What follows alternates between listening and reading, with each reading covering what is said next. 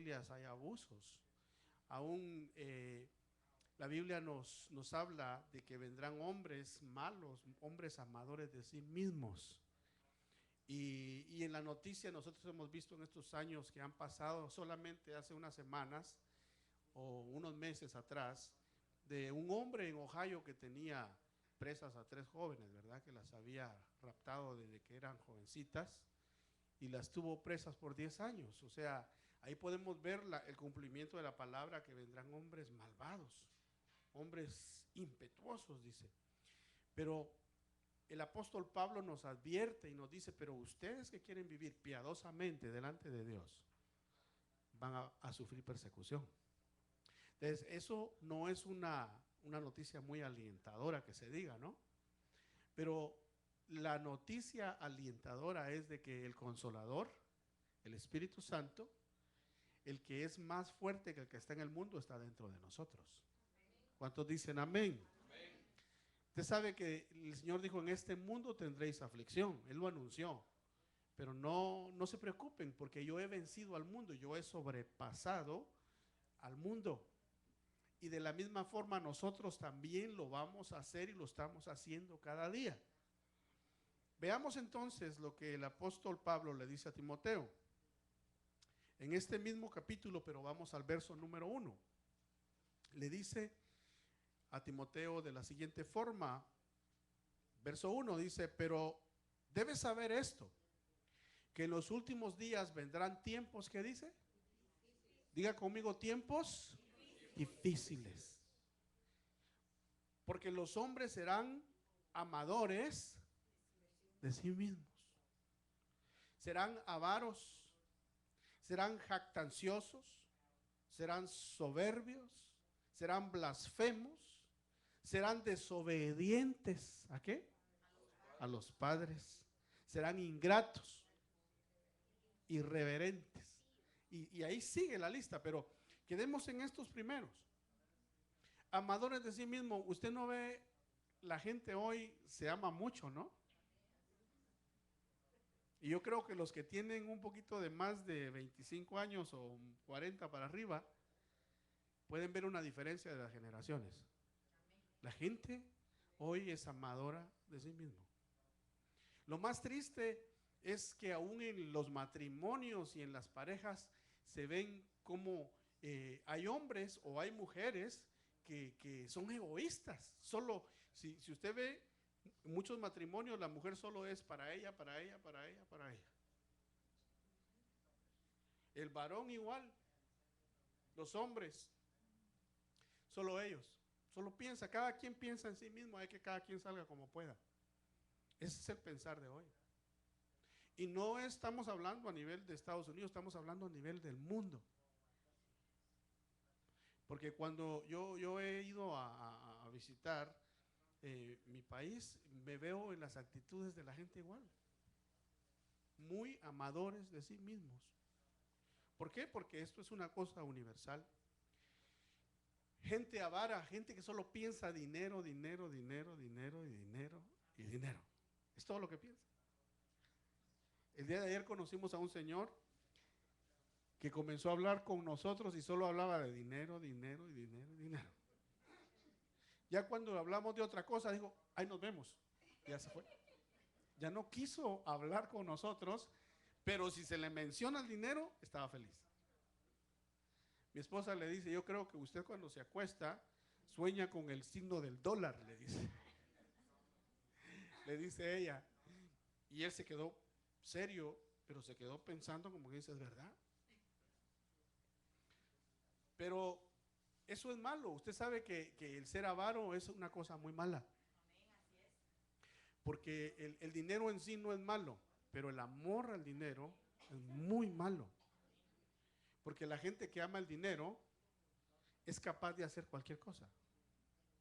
Escuchaba yo esta semana a una persona que se refería a las palabras de Benjamin Franklin, y dice que Benjamin Franklin dijo eso, que él le tenía miedo a la gente que amaba el dinero.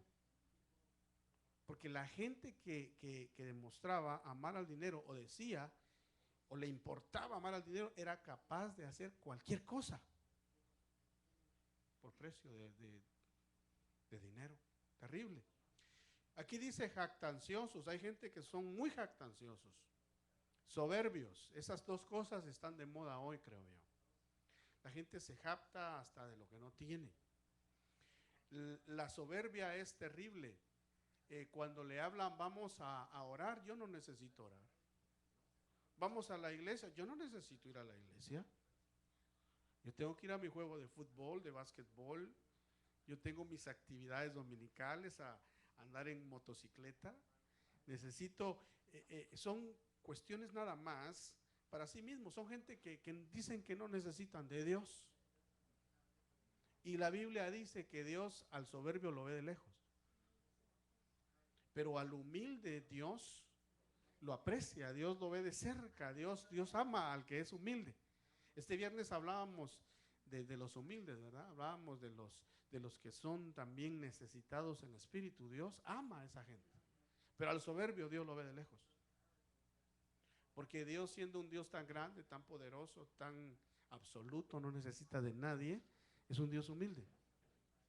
Él no es soberbio. Sabe que Dios no es soberbio y es tan humilde el Señor con nosotros que ¿cuántos creemos que Él está aquí? Ahora yo le digo, Dios dice que Él deja su trono glorioso para venir a alabar aquí entre nosotros. Y quizá no somos nosotros los mejores cantores, aunque yo creo que cantamos más o menos. Pero como, imagínense qué orquestas habrán en el cielo, hermano. ¿Qué orquestas habrán allá? Yo creo que no le gana ninguna orquesta aquí en la tierra a la orquesta que toca más o menos allá en el cielo, aunque creo que ya todos tocan bien. Pero lo que Dios busca es un corazón humilde, un corazón necesitado de Él, un corazón que quiera adorarlo. Dice que el Señor busca adoradores que lo adoren en espíritu y verdad. Entonces, Dios baja a nuestras reuniones, está aquí con nosotros. Él canta en medio de nosotros, Él danza, porque Él dijo, Padre, yo te alabaré en medio de la congregación de mis hermanos. O sea que Él nos llama hermanos. ¿Por qué nos llama hermanos? Porque somos hijos de Dios. Y porque Él pagó por nosotros en la cruz del Calvario, derramó su sangre y ahora somos hijos. Y somos hijos de diferentes nacionalidades, de diferentes idiomas, de diferentes razas, de diferentes colores. La Biblia dice en Apocalipsis que el Señor, alrededor del trono hay gente de muchas lenguas, de muchos pueblos, de muchas naciones. Y todos adoran al Señor. ¿Cómo será esa adoración allá en el cielo? ¿Será que allá se va a tocar géneros musicales distintos? Yo creo que de repente que sí, porque si hay lenguas y hay nacionalidades y hay de toda raza de la tierra comprada con la sangre de Cristo, es porque a Jesús le gusta la variedad. Si no, nos hubiera hecho a todos iguales. Pero no nos hizo a todos iguales, sino que nos hizo con diferentes características, diferentes idiomas, hasta nos permitió diferentes ritmos musicales. Yo creo que en el cielo se van a dar. La Biblia lo dice. Habrán gente de todos los pueblos alabando al Señor. Entonces, podemos ver que Dios es un Dios grande, sublime, humilde. Él no es soberbio. Pero en los hombres, volvamos a esto, los hombres de estos últimos tiempos dice que serán hombres jactanciosos, soberbios, blasfemos. Hoy está bien de moda la blasfemia también. Sí, yo creo que siempre lo ha estado, pero hoy ha aumentado más. La Biblia dice que no usemos el nombre del Señor en vano, ¿verdad? ¿Y usted sabe hoy cómo se usa el nombre del Señor en vano?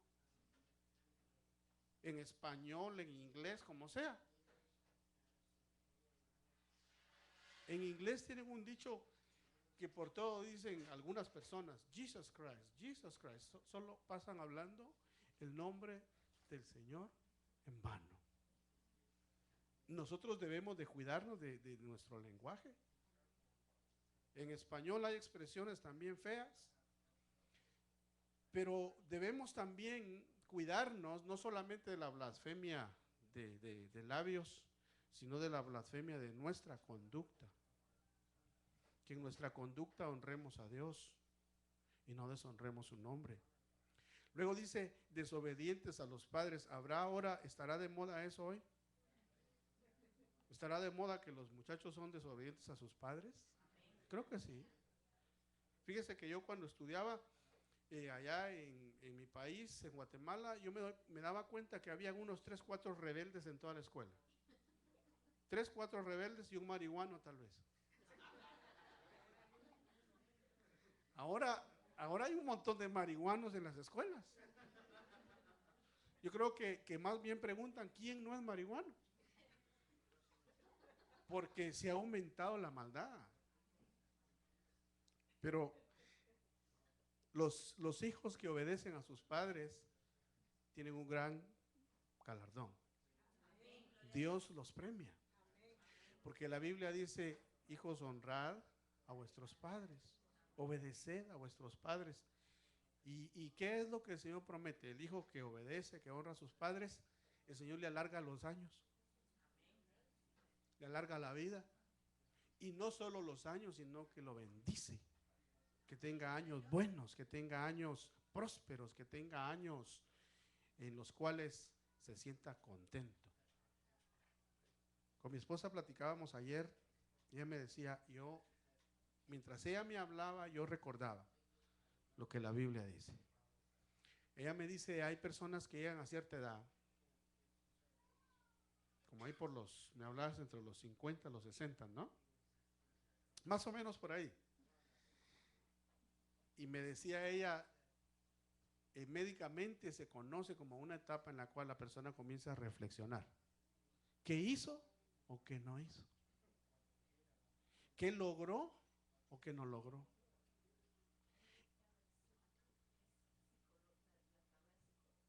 Ella dice la tabla de psicología. Bueno, entonces dice que cuando la persona comienza a meditar en su vida y decir, bueno, no pude lograr esto, no pude lograr lo otro, la persona comienza a deprimirse. Y la persona puede llegar a un estancamiento en su vida. A un punto que ya no puede, ya se quedó ahí, ya no puede avanzar. Entonces, yo me acuerdo lo que la Biblia dice, y es un proverbio que dice, joven, acuérdate de tu Dios en los días de tu juventud, para cuando vengan los años avanzados y ya seas mayor o ya seas viejo, no digas en esos años no tengo contentamiento, no tengo alegría. Entonces para los jóvenes hay una gran ventaja hoy, porque si ellos dedican su vida al Señor, cuando lleguen a sus 50, a sus 60, van a estar tranquilos. Lo que lo lograron en Cristo, y lo que no lo lograron fue porque el Señor no se los permitió, pero van a estar contentos. Ahora diría alguien, pero hermano, y yo que ya avancé y que siento que no he logrado muchas cosas, ¿qué hago? ¿Será que no hay solución? Hay solución. Eso es lo bueno en Cristo, que en Cristo siempre hay solución. Dios siempre tiene la respuesta. Y Cristo dice, el que está en mí, nueva criatura es. Las cosas viejas pasaron, he aquí son todas hechas nuevas. Entonces, ¿qué es lo que le pasa a una persona que llegó a sus 50, que llegó a sus 60 y no caminó con Cristo todos esos años? ¿Será que podrá todavía recuperar? Claro. Va a costar, sí. ¿Sabe por qué sí va a costar? Porque llevamos consecuencias. O sea, Dios perdona y hace las cosas nuevas, pero las consecuencias Él las permite. Entonces ahí es donde debemos de tomarnos de la fe y saber que el que está en Cristo es nueva criatura, y los años que le quedan van a ser mejores que sus años anteriores. Y ahí se va a cumplir lo que dice la palabra de Dios, que Él hará que los años que se comieron el saltón, el revoltón y el pulgón te sean restablecidos. O sea, aquellos años que se comieron la miseria, que se comió la amargura, que se comió el no caminar con Cristo, que fueron quizá 40, 50, Dios te los va a devolver con creces, pero hay que lo primero que hay que hacer es nacer de nuevo. Porque el Señor dijo a Nicodemo, le dijo, te es necesario nacer de nuevo para que puedas ver el reino de los cielos. Entonces lo primero es nacer de nuevo, aceptar a Cristo y luego creer su palabra, caminar en fe y Dios hará las cosas nuevas en tu vida. Sigamos viendo las características de los hombres del día de hoy. Traidores. Hay muchos traidores hoy, muchos. Hay gente que en la escuela, compañeros de trabajo le sonríen, uy, que bien verte y todo, y un abrazo y un beso, y atrás están hablando barbaridades. Hay gente que en el trabajo, ¿qué tal? Le dicen a uno, ¿qué tal vos? Y aquella cosa como que uno lo aprecia más, y nomás da uno la vuelta. Unas calumnias terribles que le dicen al jefe. Son traidores. Lo más terrible que hasta en las familias se ve esto. Lo más terrible es que hasta en la iglesia de Cristo se ve esto. A donde no se debería de ver, se ve. Pero lo está anunciando el Señor.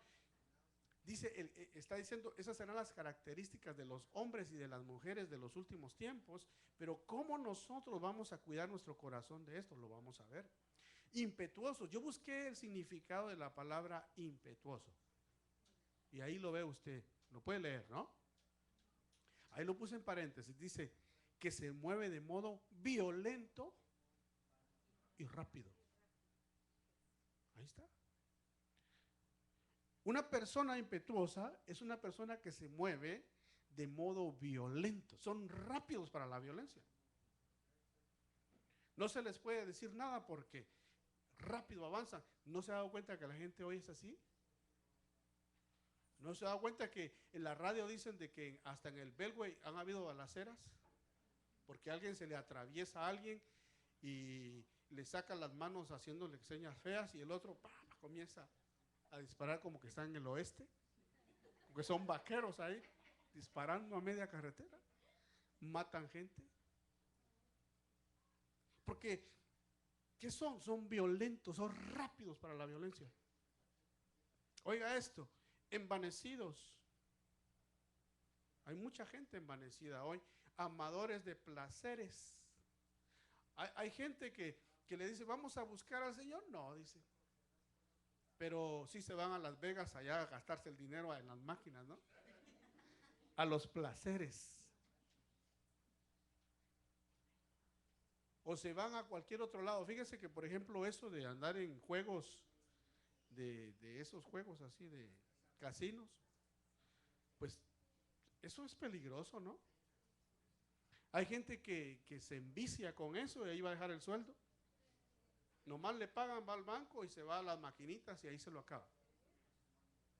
Es un vicio terrible. ¿Y qué de la familia? ¿Y qué de los hijos? Peor si tiene hijos pequeñitos. ¿Y qué de la leche de los niños? ¿Y qué del dinero para la comida para la esposa? ¿Y qué de la renta? ¿O qué del mortgage? Nada. Amadores de los placeres más que de Dios. Por eso la Biblia dice, amarás al Señor, tu Dios, sobre todas las cosas. Y con todo tu corazón, y con toda tu alma, y con toda tu mente, y con todas tus fuerzas. Si nosotros amamos de esa manera al Señor, todo nos va a ir bien. Porque el primero va a ser Él. El primero en nuestra vida va a ser Él. Entonces las demás cosas van a venir por añadidura. Ahora dice que muchos tendrán apariencia de piedad, pero niegan la efectividad del poder de Dios. Y luego le dice Pablo a Timoteo, a esa gente que es así, evítala. Entonces, ¿qué nos está diciendo? Si usted conoce gente así, no se junte con ella. Ay, pero es mi tío, sí, pero si el tío está bien impetuoso, peligroso, ¿no? Una disputa familiar, saca la pistola ahí nomás. No, eso es una broma, pero es una verdad. Seamos sabios y evitemos a la gente que tiene esas características. Y nadie vaya a salir diciendo, el pastor dijo, no. El apóstol Pablo dice. ¿A dónde está eso? Está en 2 de Timoteo, capítulo 3, y del verso 1 al 5. Ahí están todas las características y en el 5 dice, a los tales, evítalos. Entonces, ¿cómo nosotros vamos a poder estar de pie, vamos a poder estar firmes en un tiempo tan peligroso? Sería lo más interesante de saber, ¿no? Ya vimos la negatividad. Ahora veamos cómo nos vamos a mantener nosotros firmes. El primer punto, estar alertas. La Biblia dice que estemos alertas. Oiga, y lea conmigo. Dice 2 de Tesalonicenses capítulo 5 verso 6. Dice, por tanto no durmamos como los demás, sino que estemos alertas. Estemos alerta y sobrios. Y seamos sobrios. ¿Qué es ser sobrio, hermano? Es no estar embriagado. O sea que una persona que se toma sus 2 botellas de tequila, se pone borracho, ¿no? No está sobrio sería la palabra. Por no decir borracho, no está sobrio.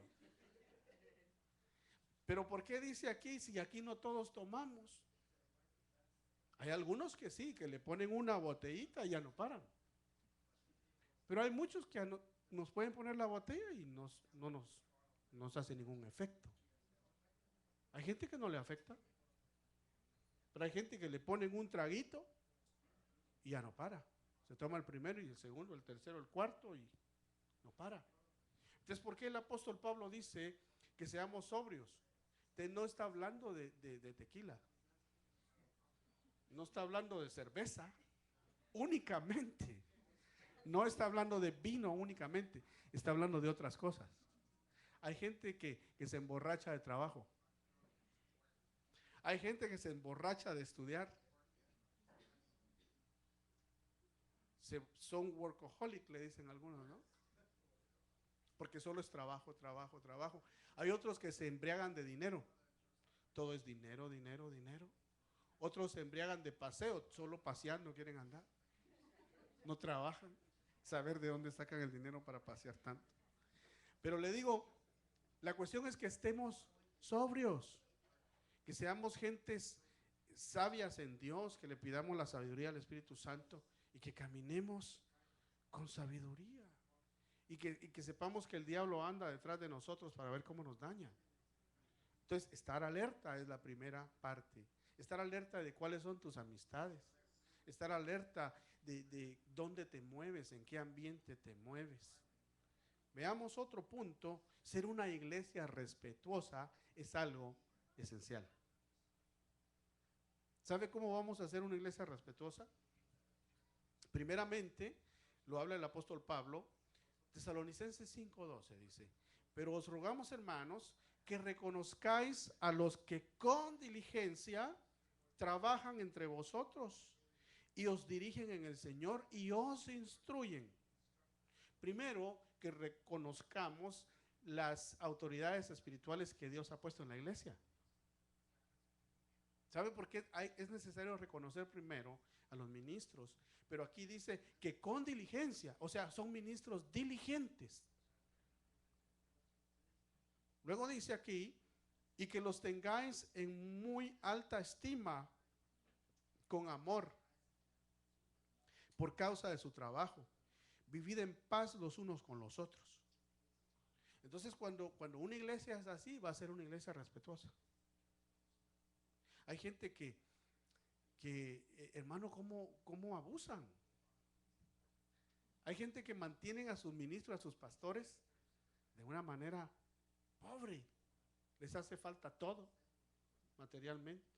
Un pastor me decía una vez, en una ocasión, yo a esas Benz, me dijo, así como la que tenemos nosotros, eso cada vez que la veo me acuerdo de ese pastor. Porque me dice él, esas veces de 15 pasajeros, me dice, yo les tengo un horror, me dijo. Y yo me quedé pensando, ¿pero por qué? Porque me dijo, fíjese, que en una ocasión los ancianos de la iglesia vinieron y dijeron que necesitábamos comprar una vez de 15 pasajeros y me bajaron el sueldo. Así me dijo. O sea que esa vez me costó la mitad de mi sueldo. Entonces yo me puse a pensar, pero qué barbaridad. La primera barbaridad es que ¿qué tienen que los ancianos estar tomando decisiones? Si al que le dieron el ministerio fue al pastor, no a los ancianos. Pero hoy en día, sin criticar a nadie, cada quien sabe cómo hace sus cosas, pero hoy en día las iglesias lo que hacen es emplear pastores. Ponen el periódico, necesitamos pastor. Y llegan los pastores, a entrevistar un montón, este es el candidato. Ya cuando no les gusta, lo despiden. Y eso no debe de ser así. Por lo menos no lo que dice Pablo aquí, ¿verdad?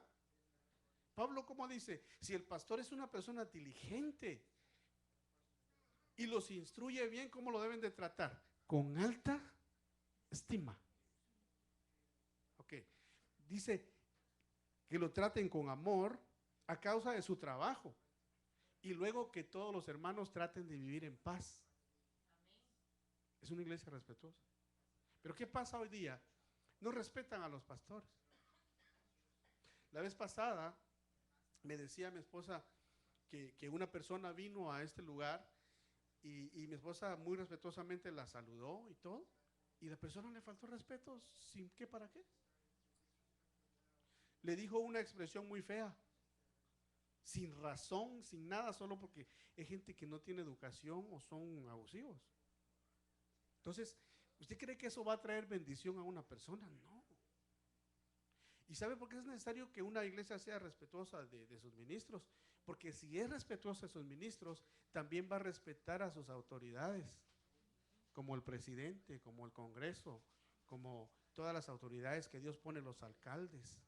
Fíjese que la Biblia nos dice a nosotros, oren por vuestros gobernantes. No nos dice si el presidente es republicano o es demócrata.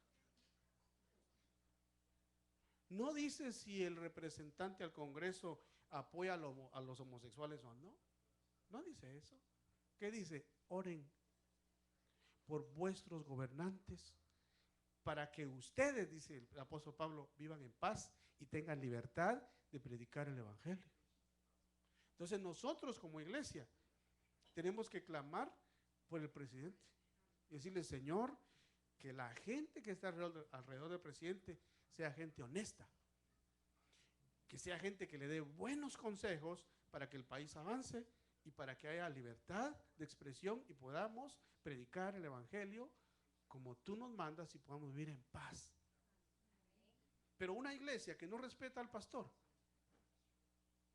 que no respeta ni a sus ministros, ¿va a respetar al presidente? ¿Cree usted? Si no respeta al que tiene cerca, no va a respetar la autoridad tampoco. Entonces, ¿qué es lo que pasa? Entonces la iglesia entra en una misma corriente como los hombres, que son irreverentes, que son irrespetuosos, gente que no les importa nada más que ellos mismos, amadores de sí mismos. Entonces, tenemos que ser una iglesia respetuosa, incluso entre nosotros los ministros, los pastores, debemos de tener ese respeto. Porque entre los ministros también se da. Hay ministros que no le atinan, hermano, con uno. Hay pastores que a otros los quieren ver de menos o quieren ver cómo los manipulan o no se comportan cristianamente. ¿Y qué es la actitud de uno de pastor debe ser hacia el otro pastor? Es actuar como aquí dice. O sea, uno tiene que respetar a los siervos. Allá que le den cuenta a ellos a su Señor, porque el Señor de los siervos es Cristo. Pero la iglesia de Cristo debe de respetar a sus ministros, debe de tenerlos en alta estima, orar por ellos. El apóstol Pablo decía, oren por mí.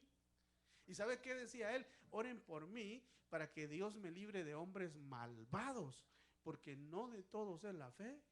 O sea que hay gente que se mete a la iglesia bien disfrazados, pero en realidad no creen, en realidad no tienen fe, y lo que llevan en sus corazones es dañar. Por eso es necesario que la iglesia ore por sus ministros. Entonces, llevamos dos cosas, ¿verdad? ¿Cómo podemos mantener firmes en tiempos difíciles? Siendo una iglesia respetuosa y estando alerta, dijimos. Vamos a la tercera, ser cuidadosos. ¿Qué dice el apóstol Pablo de ser cuidadosos?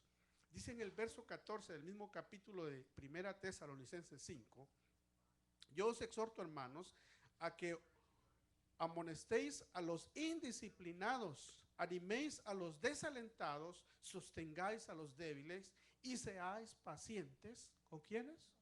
Con todos. O sea, tenemos que ser pacientes con todos.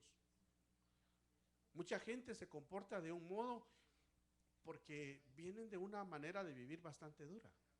O quizá el papá no les enseñó. Entonces hay que, a uno de ministros a veces le toca reeducar a la gente.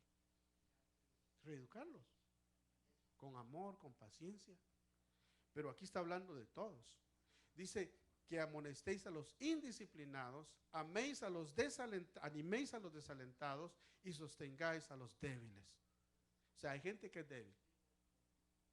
Hay gente que es débil y el fuerte debe de sobrellevarlo. Hay gente que, hermano, fácilmente acceden a las cosas del mundo y en vez de criticarlos hay que levantarlos, ¿verdad? Hay que orar por ellos, hay que decirles, hermano, levántate, vamos a orar, vamos a buscar al Señor juntos. Ser cuidadosos los unos de los otros. El gozo es algo que la Biblia dice, el gozo es la fuerza nuestra. Usted sabe que el gozo del Señor nos da fuerza aún en medio de las dificultades, de los problemas, de la angustia, de la tristeza, etc. Dice la Biblia, estad siempre gozosos. Diga conmigo, estad siempre gozosos. Pero eso es difícil. Eso es difícil. Eso no es fácil. ¿Cómo vamos a estar siempre gozosos si de repente usted viene bien tranquilo a la iglesia y le chocan el carro? Va a venir usted, se va a bajar en el parqueo sonriendo, hermano, qué bendición, ¿verdad? Pero fíjese que la Biblia dice, ¿está siempre gozosos? Entonces, ¿cómo tenemos nosotros que lograr estar siempre gozosos? Bueno, si viene en la mañana, le chocaron el carro, diga, Señor, gracias a Dios que no me pasó nada a mí. Gracias, entonces eso ya es un agradecimiento, ¿verdad? Ser agradecidos con Dios. Decir, Señor, ¿qué tal si no me hubiera chocado que venía distraído? Quizá me hubiera pasado otra cosa peor adelante. Entonces, Señor, yo sé que no comprendo qué es lo que me pasó, tanto que cuido mi carro y estos descuidados me arruinaron mi carro. Pero yo sé que en tus manos estoy. Y venir y estar gozoso y decirle, Señor, gracias. Gracias por este día. Gracias porque respiro. Gracias porque es un bonito día. Gracias porque está lloviendo. Gracias porque está tronando. Gracias porque está soleado y puedo salir a andar en bicicleta o a caminar, etcétera. Veamos las cosas positivamente. El día de ayer veníamos de un lugar, hermano. Yo dije, el plan de mi día era, según yo, dije, me voy a levantar temprano, tengo que hacer esto, lo otro, y ya tenía mi día bien planeado, voy a ir a tal lugar, regreso, descanso y voy a ver a los jóvenes en la tarde. Nada de eso. Trabado en la 495, hermano. Y era porque unos estaban trabajando y dije, esto es el día que se ponen a trabajar. El día que yo quería descansar me tienen aquí trabado. Y nos fuimos por otros caminos. Pero de ahí me puse a pensar, ¿y qué tal si estos no hubieran cerrado la 495 y yo hubiera pasado por ahí y de repente un tráiler me choca? Y peor que andábamos en un carrito bien chiquito. Tenemos que ver las cosas realmente como Dios las quiere. Cuando llegamos a la casa hubo un comentario en el carro y el comentario fue, estuvimos 11 horas afuera.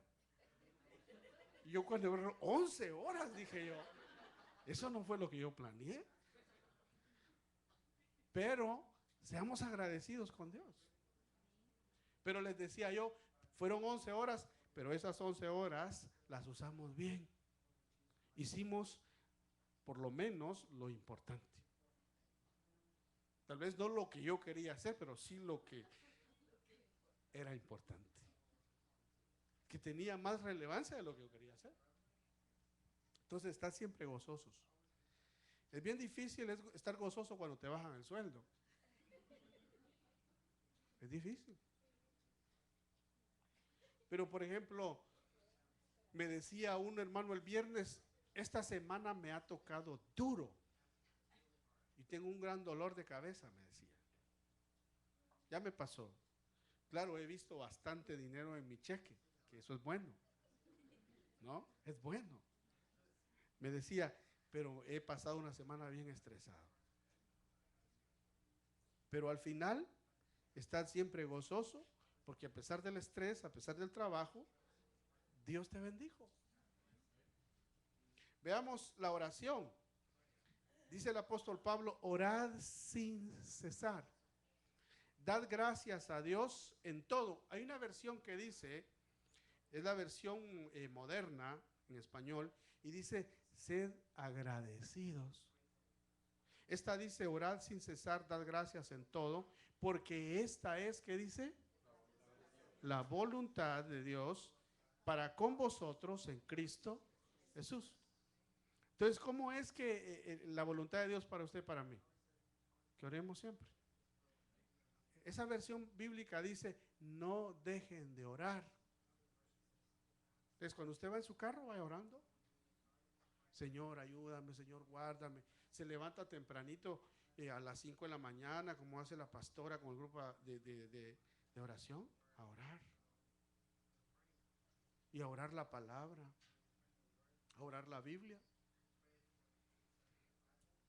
Porque si oramos la palabra de Dios, Dios no se va a poder negar a lo que le pidamos. Porque si oramos la palabra de Dios, vamos a estar pidiendo conforme a su voluntad. Amén. Ahora, si usted se pone a orar, Señor, un Mercedes-Benz, porque este ya está muy viejo, no se lo va a dar. Porque en la Biblia no existe la palabra Mercedes-Benz.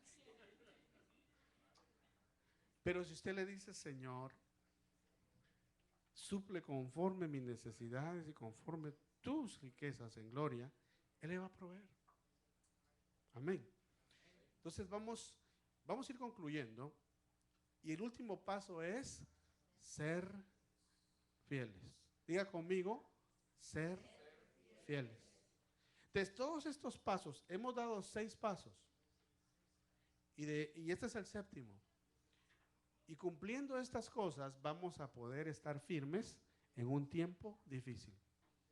En un tiempo en el que en el mundo está siendo invadido por tinieblas y por gente impetuosa, gente amadora de sí misma. Primer punto de este último, dice, no apaguéis el espíritu. ¿Qué quiere decir eso, que no apaguéis el espíritu? Primera de Tesalonicenses 5:19. O sea, ¿quiénes hemos recibido a Cristo Jesús y hemos nacido de nuevo?